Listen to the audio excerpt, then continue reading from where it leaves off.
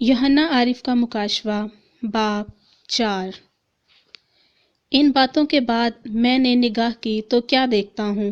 कि आसमान में एक दरवाज़ा खुला हुआ है, और जिसको मैंने पेशतर नरसिंगे की सी आवाज़ से अपने साथ बातें करते सुना था, वही फरमाता है कि यहाँ ऊपर आ जा, मैं तुझे वो बातें दिखाऊंगा जिनका इन बातों के बाद होना ज़रूर है।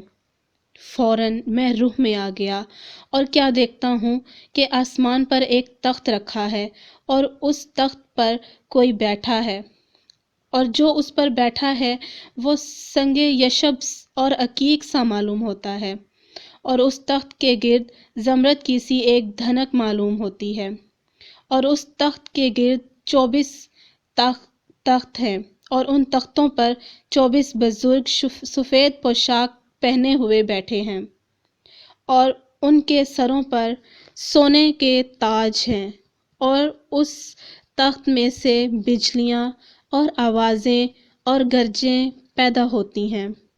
और उस तख्त के सामने आग के से 7 चिराग जल रहे हैं।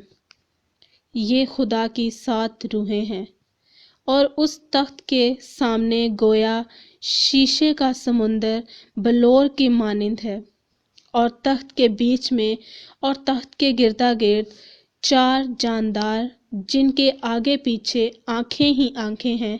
पहला जानदार बब्बर की मानिंद है, और दूसरा जानदार बछड़े की मानिंद, और तीसरे जानदार का चेहरा इंसान का सा है, और चौथा जानदार उड़ने वाले आकाब की मानिंद है।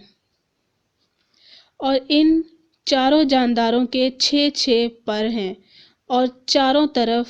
और अंदर आंखें ही आंखें हैं,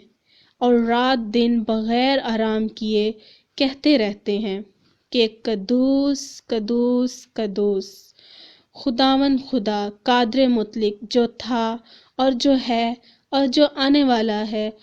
और जब वो जानदार उसकी तमजीद और इज़्ज़त और शुक्रगुजारी करेंगे जो तख्त पर बैठा है, और अब्दुल अबाद जिंदा रहेगा, तो वो 24 बुजुर्ग उसके सामने जो तख्त पर बैठा है गिर पड़ेंगे और उसको सजदा करेंगे। जो अब्दुल अबाद जिंदा रहेगा, और अपने ताज ये कहते हुए उस तख्त के सामने डाल देंगे कि आए हमारे खुदावन और खुदा, तू ही तमजीद और इज़्ज़त और कुदरत के लायक है, क्योंकि तू ही ने सब चीज़ें पैदा की और तेरी ही मर्ज़ी से थीं और पैदा हुईं।